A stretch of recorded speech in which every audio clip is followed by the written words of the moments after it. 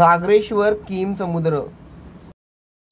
पर्यटकांनी गजबजलेला किम समुद्र श्रावण महिन्यात भक्तिमय झालेला दिसतो।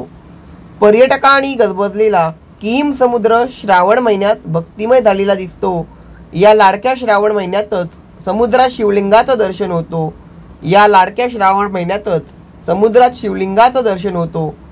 भक्तिभावाने पूजन करतात सारी शिवलिंगाचे, भक्तिभावाने पूजन करतात सारी शिवलिंगाचे।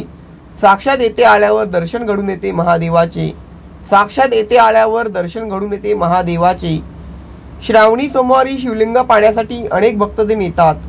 श्रावणी सोमवारी शिवलिंग पाहण्यासाठी अनेक भक्तजण येतात। शिवलिंगाचं दर्शन घेऊन सुखी आणि समाधानी होतात। शिवलिंगाचं दर्शन घेऊन सुखी आणि समाधानी होतात। किम समुद्र पुन्हा पुन्हा पाहण्यासाठी आकर्षित करतो।